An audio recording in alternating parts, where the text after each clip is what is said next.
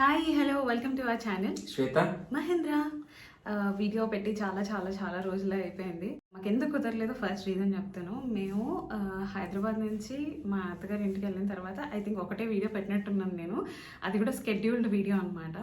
బేసిక్గా అక్కడికి వెళ్ళాక యూజువల్గా ఎవ్రీడే మార్నింగ్ ఎవరో ఒకరు మంచి చుట్టాలో లేకపోతే అందరూ వచ్చి చూస్తూ ఉంటారు కదా బేబీని. సో అలా మార్నింగ్ టైం అసలు షూట్ చేయడం కానీ నేను ఎడిటింగ్ చేయడం కానీ అలా కుదరలేదు. అండ్ నైట్ న్యాచురల్గా అట్లీస్ట్ ఇక్కడికి వచ్చాకన్నా I should have a proper sleep అని చెప్పి నేను నైట్ అనేది అసలు ఎడిట్ చేయట్లేదు అనమాట. అది కాకుండా మేము మా అత్తగారి ఇంటికి వెళ్ళాక చిన్న తిరుపతి అని భద్రాచలం అని బేసిక్గా అవన్నీ మేము పెద్ద వ్లాగ్స్ చేయలేదు, అందుకే ఈ వీడియోలోనే చెప్పేస్తున్నాను. అలా గుళ్ళకి చుట్టాలింటికి అలా వెళ్ళడం జరిగిందనమాట. అంటే యాక్చువల్గా ఈ వీడియో చేయడానికి నాకు మహి హెల్ప్ కావాలన్నమాట. బేసిక్గా ఫస్ట్ ఆఫ్ ఆల్ ఈ వీడియో ఏంటో చెప్తాను. USA టు ఇండియా ట్రావెల్ డైరీస్లో this is the first part.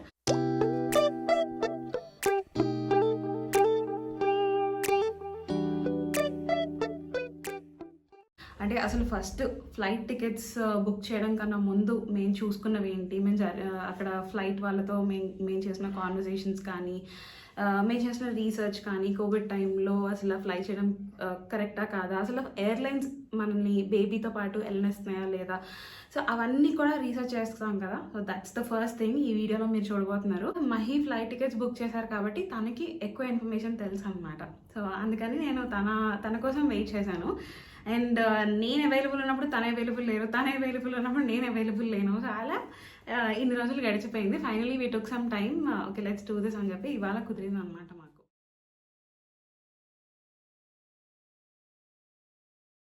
ఒకటి మన్విత్ OCI గురించి మేము వెయిట్ చేసాము, ఇంకొకటి మహి పాస్పోర్ట్ ఎక్స్పైర్ అయిపోయింది. సో తను రెన్యువల్కి అప్లై చేశారు, దాని గురించి వెయిట్ చేసాం అనమాట న్యూ పాస్పోర్ట్ కోసం. సో ఈ రెండు రీజన్స్ వల్ల మేము ఇండియా ట్రిప్ ఆగాల్సి వచ్చింది. OCI చాలామంది అడిగారు యాక్చువల్గా OCI ప్రాసెస్ ఒకసారి చెప్పండి అండ్ ఎంత టైం పట్టింది మీకు అని. ప్రాసెస్ అయితే మీకు వెబ్సైట్లో అవైలబుల్ ఉంటాయి, like what all documents unit అని చెప్పి అవన్నీ ఉంటాయి. జస్ట్ ఏంటంటే చాలా ప్రాపర్గా 1కి 2 సార్లు 2-3 సార్లు 10 సార్లు చదవండి డాక్యుమెంట్స్ విషయంలో. ఎందుకంటే మేము కొన్ని చిన్న చిన్న మిస్టేక్స్ చేసాము. అంటే కొన్ని తప్పు డాక్యుమెంట్స్ పంపించడము, లేదా పాస్పోర్ట్ సైజ్ ఫొటోస్, బేబీస్కి పాస్పోర్ట్ సైజ్ ఫోటో ఎలా తీయాలి అనేది అందులో క్లియర్గా మెన్షన్ చేస్తాడు. పాస్పోర్ట్ ఫోటో ఒకసారి మళ్ళీ వెనక్కి పంపించేశారు, అంటే లైట్ కలర్ డ్రెస్ ఉంది అండ్ లైట్ బ్యాక్గ్రౌండ్ ఉంది అని చెప్పి. అది ఒకసారి 2-3 టైమ్స్ చూసుకోండి ఎలా కావాలి, వాడి రిక్వైర్మెంట్ ఏంటి అనేది. సో దానివల్ల యాక్చువల్ ప్రాసెస్ టైం 8 వీక్స్ అయితే మాకు 2 వీక్స్ ఎక్స్ట్రా పట్టింది. సో బేసిక్గా 10 వీక్స్లో మాకు మన్విత్ది OCI కార్డ్ వచ్చింది. మహి పాస్పోర్ట్ కూడా వచ్చిన వెంటనే ఇంకా వి థాట్ ఓకే ఇంకా మనం ఇండియా ట్రిప్కి ప్లాన్ చేసుకుందామని అనుకున్నాం అనమాట. సో డిసెంబర్లోనే ఎందుకు అనుకున్నాము అంటే, చాలా మంది అడిగారు కదా మీ స్టేటస్ ఏంటని. అది H1 అండి. అప్పటి వరకు ఉన్న ప్రొక్లమేషన్ రూల్ ప్రకారం ఏంటంటే మీ అంతకుముందు వీసా సేమ్ కంట్రీలో స్టాంప్ అయి ఉండి 24 months లోపల ఎక్స్పైర్ అయి ఉంటే కనుక ఎలిజిబుల్ ఫర్ డ్రాప్ బాక్స్ అని. సో నాకు బై December 31st, 2020 అని ఉంది. ఎందుకంటే నేను డిసెంబర్లో మళ్ళీ వెళ్ళకపోతే నేను మళ్ళీ వెళ్ళలేను అనమాట. సో అందుకని ఎలాగైనా ఈ డిసెంబర్ లోపలే వెళ్ళాలనుకున్నాము. తర్వాత మళ్ళీ అది ఈ మధ్య ఎక్స్టెండ్ అయింది కదా, మళ్ళీ తర్వాత మార్చ్ వరకు. ఈ డ్రాప్ బాక్స్ ఆప్షన్ కనుక పోతే కనుక మళ్ళీ నేనైతే వెళ్ళలేను. సో శ్వేతని మన్విత్ని పంపించాలి. బట్ వాళ్ళిద్దరిని పంపించడానికి నాకైతే అసలు ఇష్టం లేదు, ఎందుకంటే ఇది కోవిడ్ టైం కదా, ఎక్స్ట్రా కేర్ కూడా తీసుకోవాలి. తను ఒక్కదాని వల్ల మేనేజ్ చేయడం కష్టం. And that Manvith full active అయిపోయాడు. అంటే 7-8 months తను ఎంత సైలెంట్గా ఉన్నాడో. So that Manvith is totally different from what he is now. కరెక్ట్గా 9th month బర్త్డే అయిందో లేదో అప్పటి నుంచి ఫుల్ హైపర్ యాక్టివ్ అయిపోయాడు అనమాట. సో ఆబ్వియస్లీ ఇంకా నేను తను ఒక్కదాన్నే హ్యాండిల్ చేయలేను తన్ని అని చెప్పి నాకైతే అర్థమైపోయింది. సో ఈవెన్ మహి ఒకవేళ వెళ్ళలేరు అని అనుకుంటే కనుక నేను డ్రాప్ అయిపోదామని అనుకున్నాను. మేమిద్దరం వెళ్ళే ఆప్షన్ అయితే తీసుకోవాలని అనుకోలేదు. ఫస్ట్ డేట్స్ బుక్ చేసుకొని DS-160 ఫిల్ చేయాలి కదా, మీలో చాలా మందికి తెలిసే ఉంటుంది. DS-160 ఫిల్ చేయగానే ఇంకా డేట్స్ లేవన్నమాట, ఏం చేయాలో అర్థం కావట్లేదు. ఒక ఫైన్ డే నాకు ముంబైలో దొరికింది అనమాట డేటు. బట్ ముంబైలో బుక్ చేసుకోవడం అనేది నాకు ఇష్టం లేదు, ఎందుకంటే కోవిడ్ కేసెస్ చాలా చాలా చాలా ఎక్కువ ఉన్నాయి ముంబై అండ్ న్యూఢిల్లీలో. బట్ మనకి డేట్ ఎక్కడైనా ఇండియాలో దొరికినా చాలే అనుకున్నాను. ఆ టైంలో ముంబై బుక్ చేసుకున్నాను. December 14th డేట్ కన్ఫర్మ్ అయింది. నేను ఫ్లైట్ టికెట్ బుక్ చేసుకోవాలి, ఏ రోజు బుక్ చేసుకోవాలి. అప్పటికే డేట్ December 6th కదా. Flight availability from San Francisco అనేది ఓన్లీ 2 ఆప్షన్స్ ఉన్నాయి మాకైతే, Air India or United Airlines. Air India అయితే 9th ఉంది, యునైటెడ్ అయితే 11th ఉంది. So it was so confusing అదే ఏర్ బుక్ చేసుకోవాలా అని. బికాస్ నాకు అంతకుముందు నేను ట్రావెల్ చేసిన మొత్తం ఎమిరేట్స్ అనమాట. నాకు ఎమిరేట్స్ అంటే చాలా చాలా ఇష్టం ఫ్లై చేయడం, ఎందుకంటే చాలా బాగుంటుంది వాళ్ళ కస్టమర్ కేర్ కానీ ఫ్లైట్స్ కానీ చాలా బాగుంటాయి. శాన్ ఫ్రాన్సిస్కో నుంచి అయితే ఎమిరేట్స్ లేదు. ఒక ఫార్వర్డెడ్ మెసేజ్ వచ్చింది. దే సెడ్ November 15th తర్వాత నుంచి ఇండియాకి అసలు బేబీస్తో పంపించట్లేదు, బేబీస్ ఉన్న వాళ్ళని అలౌ చేయట్లేదు ఎయిర్పోర్ట్లో, వెళ్ళిన వాళ్ళని వెళ్ళినట్టుగా వెనక్కి పంపించేస్తున్నారు, guide lines rules have changed అని చెప్పి ఫార్వర్డెడ్ మెసేజ్ వచ్చింది అనమాట, which is not official. And నేను యూట్యూబ్లో కూడా చాలాసార్లు మెన్షన్ చేశాను వీడియోస్లో, like we planning to go to India అని మెన్షన్ చేసినప్పుడు few of my subscribers have reached out to me and they said పంపించట్లేదంట, ఒకసారి చెక్ చేసుకోండి. And personally have experienced that they got back home from the airport. We were worried, ఇదేంటి ఎంత plan చేసేసుకున్న తర్వాత, అంటే వెళ్ళాలి అన్న టైం వచ్చిన తర్వాత మళ్ళీ ఈ రూల్ ఏంటబ్బా అని మాకు కొంచెం బాధేసింది అనమాట. అసలు అది కరెక్ట్ కాదో పక్కన పెడితే, first of all a research చేయకముందు వీఆర్ సో టోటలీ డిసప్పాయింటెడ్. అప్పటికే మేము ఫస్ట్ వెబ్సైట్స్లో చూడడం స్టార్ట్ చేసాము, ఎయిర్లైన్ వెబ్సైట్స్లో కోవిడ్ గైడ్ లైన్స్ అని చెప్పి సపరేట్గా ఒక సెక్షన్ ఉంటుంది. అంటే పర్టికులర్ కంట్రీకి ఏంటి రూల్స్ ఏమైనా చేంజ్ అయ్యాయా ఏంటి అనేది ఉంటుంది అనమాట. సో మా ఫస్ట్ ప్రిఫరెన్స్ ఎమిరేట్స్ అవ్వడం వల్ల we went through the website and అక్కడ క్లియర్గా ఇట్ వాజ్ మెన్షన్ దట్ అలాంటి పర్టికులర్ అసలు అలాంటి రూలే లేదు, మీరు ట్రావెల్ చేయొచ్చు కిడ్తో, but you should have a valid reason to travel from USA to India. ఎందుకు వచ్చిన గొడవలే, సరే వెబ్సైట్లో కొన్నిసార్లు మనకి వాడు అప్డేట్ చేసి ఉండకపోవచ్చు, చేసి ఉండొచ్చు. కస్టమర్ కేర్తో మాట్లాడితే వాళ్ళ దగ్గర అప్రోప్రియేట్ ఇన్ఫర్మేషన్ ఉంటుంది కదా అని చెప్పి మేము కస్టమర్ కేర్కి కాల్ చేసాం. మాకున్న హెక్టిక్ టైంలో కాల్ చేస్తే we called 4 people, 4 different representatives కి కాల్ చేసాము. So first representative said yeah మీరు ఫ్లై చేయొచ్చు అని చెప్పాడు, ఆ రూల్ చూసి వాళ్ళ వెబ్సైట్ చూసే చెప్పాడు. ఓకే, మాకు ఎందుకు డౌట్ వచ్చింది అంటే సరిగ్గా చెప్పాడు కానీ అది ఎంత ఖచ్చితంగా చెప్పలేదన్నమాట. ఇంకొకరు కూడా కాల్ చేసి డబుల్ చెక్ చేసుకుందాం పోయేదేముంది అని చెప్పి, ట్రావెల్ చేయకూడదు అని చెప్పారు. నాకు వెబ్సైట్లో ఎలా చూపిస్తుంది, మీరు చెప్పేది ఇలా ఉంది, రెండు చాలా కాంట్రడిక్టింగ్గా ఉన్నాయి. ఏంటి అంటే అసలు చాలా ఎలా అంటే ఇల్లిటరేట్గా మాట్లాడారనమాట. వెబ్సైట్లో క్లియర్గా సెంటెన్స్ స్టేట్మెంట్ వెళ్ళొచ్చు అని ఉంటే వాళ్ళు అదే స్టేట్మెంట్ చూపించి అది వెళ్ళకూడదు అన్నట్టుగా దేవర్ టెలింగ్ అస్. సో మాకు ఇదేంట్రా బాబు పిచ్చెక్కిపోయింది. మళ్ళీ థర్డ్ రిప్రజెంటేటివ్ ఎగ్జాక్ట్లీ నైట్ అప్పుడు 1 o'clockకి, డే టైం మాకు కుదరలేదు, నైట్ 1 o'clock 1:30 ఆ టైంకి మళ్ళీ థర్డ్ రిప్రజెంటేటివ్ కాల్ చేసి ఆమె కూడా అదే చెప్పింది. ఇంకా 4th time we got a good person and తను వాళ్ళ బుక్లెట్లో, వాళ్ళ పర్సనల్గా వాళ్ళకు ఉండే బుక్లెట్లో చెక్ చేసి హీ క్లియర్లీ ఎక్స్ప్లెయిన్ అనమాట. అసలు అలాంటిది ఏమీ లేదు, మీరు ఫ్లై చేయొచ్చు, ఏంటంటే మీకు ఖచ్చితంగా ఒక ఎమర్జెన్సీ కానీ లేకపోతే ఏదైనా ఒక ఫ్యామిలీ రీజన్ కానీ ప్రాపర్గా ఉండాలి అని చెప్పాడు. So this is a reason అని నేను చెప్పగానే no issues you can fly అని చెప్పాడు అనమాట. That's the Emirates story. But whatever ఎమిరేట్స్కి అయితే మాకు SFO నుంచి అవైలబిలిటీ లేదు, ఆప్షన్ క్యాన్సిల్ అయిపోయింది. నెక్స్ట్ వచ్చేసి ఎయిర్ ఇండియానా? Air India.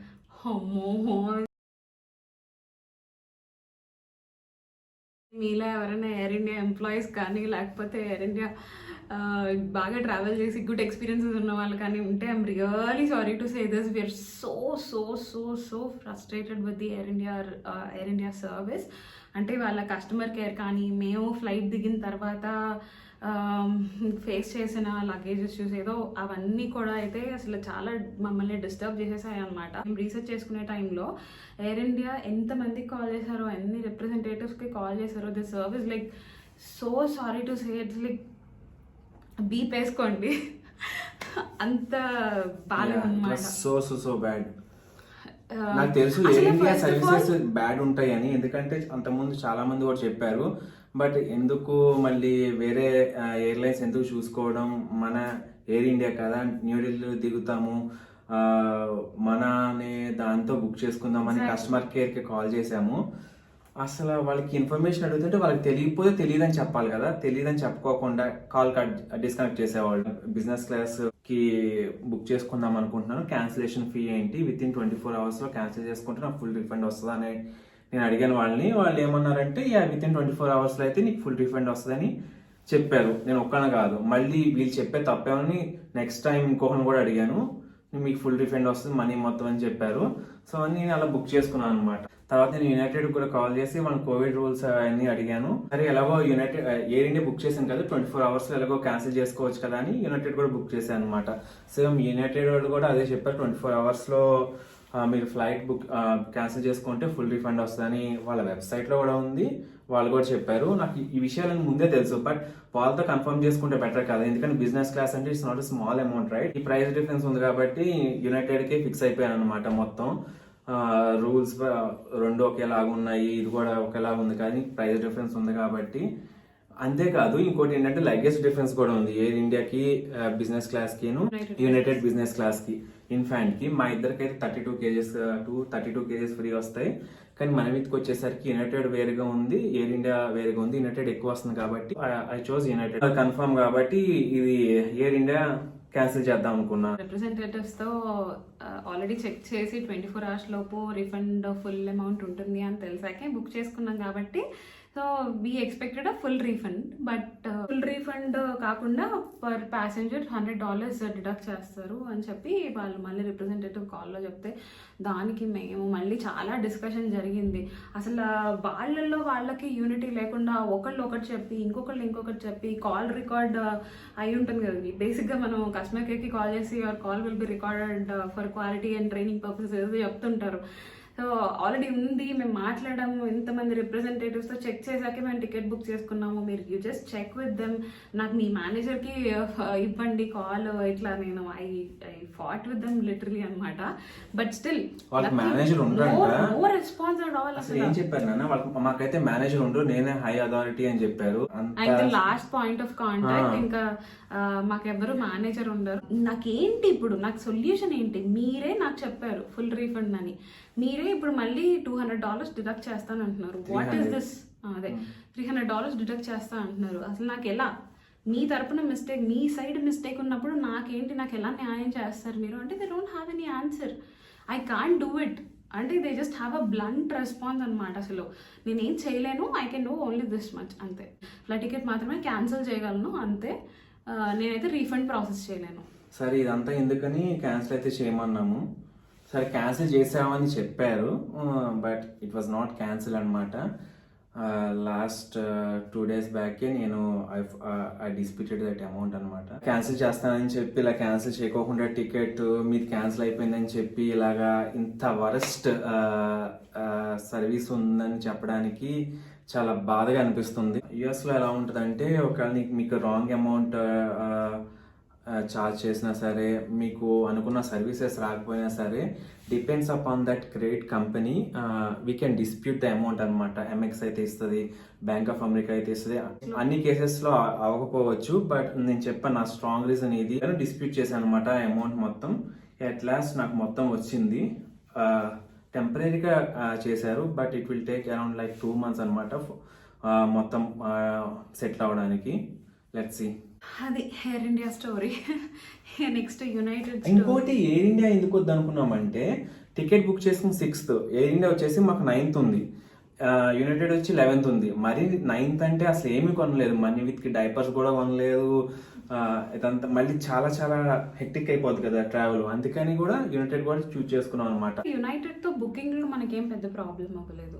సో అసలు సంగతి మీకు ట్రావెల్ డైరీస్ చూస్తూ ఉంటే యునైటెడ్తో కూడా మాకు ఎలాంటి ఇష్యూస్ ఫేస్ చేసామనేది తర్వాత తెలుస్తుంది. మాకు యునైటెడ్తో అయితే ఫ్లైట్ బుక్ అయిపోయింది December 11th, అండ్ అది కూడా బిజినెస్ క్లాసే బుక్ చేసాము. ఫ్లైట్ టికెట్స్ బుక్ చేసుకోవడం కన్నా ముందు ఎయిర్లైన్స్ అసలు ఫస్ట్ ఆఫ్ ఆల్ మనల్ని ట్రావెల్ చేయనిస్తున్నాయా లేదా అనేది చెక్ చేసుకోవాలి. యాక్చువల్గా బ్రిటిష్ ఎయిర్వేస్ ఒకటే మేము ట్రావెల్ చేసినప్పుడు బ్రిటిష్ ఎయిర్వేస్ ఒకటే కిడ్స్ ని అలౌ చేయలేదు అనమాట. మిగతా ఎయిర్లైన్స్ అదైనా if you're travelling from UK side. Research చేసిన దాని ప్రకారం వేరే ఎయిర్లైన్స్ కిడ్స్ ని ఎలా చేయట్లేదు, కిడ్స్ తో ట్రావెల్ ని పర్మిట్ చేయట్లేదు అనేది అయితే లేదు. సో అది ఒకటి క్లియర్ చేద్దాం అనుకుంటున్నాను, ఎందుకంటే మేము చాలా కన్ఫ్యూజ్డ్ స్టేట్ లో ఉండే అనమాట. నెక్స్ట్ పాయింట్ వచ్చేసి క్వారంటైన్ రూల్స్.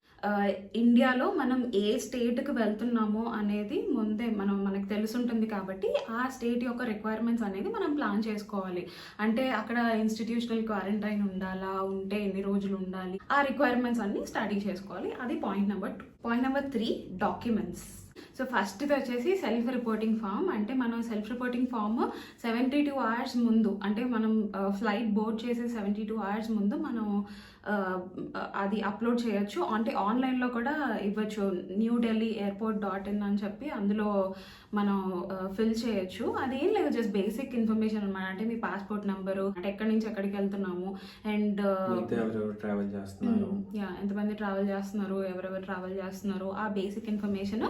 అండ్ ఇంకోటి ఏంటంటే మీకు ఒకవేళ మీరు వెళ్ళే డెస్టినేషన్ దగ్గర క్వారంటైన్ రూల్స్ ఏమైనా అప్లికబుల్ అయితే ఖచ్చితంగా మేము దాన్ని పాటిస్తాము అన్నట్టుగా జస్ట్ ఒక టిక్ చేసి మనం సైన్ చేస్తున్నట్టుగా అనమాట. అది సెల్ఫ్ రిపోర్టింగ్ ఫామ్. newdelhi.airport.in లో అప్డేటెడ్ ఇన్ఫర్మేషన్ అంతా కూడా దాంట్లో ఉంటుంది. యునైటెడ్ కి అయితే ఈ సెల్ఫ్ రిపోర్టింగ్ ఫామ్ ఖచ్చితంగా ఉండాలి. మీరు బోర్డ్ అయ్యే ముందు కౌంటర్ దగ్గర అడుగుతారు, చూపించమని. నెక్స్ట్ వచ్చేసి ఎగ్జంప్షన్ ఫామ్ అనమాట.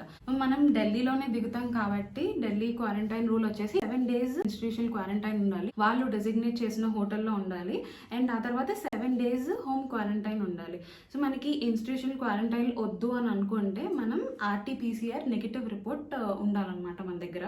సో ఆ నెగిటివ్ రిపోర్ట్ని ఏదర్ మీరు ఆన్లైన్లో ఇందాక చెప్పిన పోర్టల్లో అప్లోడ్ చేయొచ్చు, లేదంటే మీరు ఆన్ అరైవల్ కూడా సబ్మిట్ చేయొచ్చు. సో మీకు ఆన్లైన్లో అప్లోడ్ చేసుకుంటే ఏంటంటే ముందే గవర్నమెంట్ అఫీషియల్ అది చూసి దాన్ని అప్రూవ్ చేసినట్టయితే మనకి ముందే ఎగ్జంప్షన్ ఉంటుందన్నమాట. ఈ RT-PCR టెస్ట్ అనేది 72 hours ముందే తీసుకోవాలి. ఒకవేళ మీకు రిజల్ట్ చెకింగ్ చేసేటప్పుడు రాకపోతే మీరు కనీసం న్యూఢిల్లీలో దిగంగానే you can show it to them అనమాట. అంటే ఎవరెవరికి ఎగ్జంప్షన్ దొరుకుతుంది అంటే ఫస్ట్ థింగ్ ప్రెగ్నెంట్ ఉమెన్ కి ఎగ్జంప్షన్ దొరకచ్చు.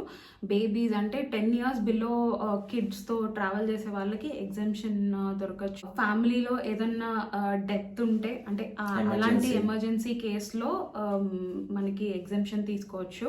సీరియస్ ఇల్నెస్ ఉంటే ఖచ్చితంగా మనం ట్రావెల్ చేయాలి అంటే దానికి కూడా మనం ఎగ్జంప్షన్ తీసుకోవచ్చు. ఇంకొకటి ఏంటంటే ఇది మొత్తం మీకు ఎగ్జామ్షన్ అనేది మీరు 72 hours లోపల ఏ సువిధ దాంట్లో మనం అప్లోడ్ చేయాలి డాక్యుమెంట్స్. ఈ 3 things మేము మీకు చెప్పాలనుకున్నాము. సో నెక్స్ట్ మేము ఎలా మా ట్రావెల్ కి ప్రిపేర్ అవుతున్నాము, మా ప్యాకింగ్ ఎలా నడుస్తుంది అనేది you will see it very soon. So that's it. If you think this video is a little bit of informational, please give it a like and don't forget to subscribe. ఆ పక్కనే ఉన్న bell notification కూడా మీరు కనుక on చేసుకుంటే అలా video పెట్టగానే ఇలా నోటిఫికేషన్ వచ్చేస్తుంది. See you guys. Bye.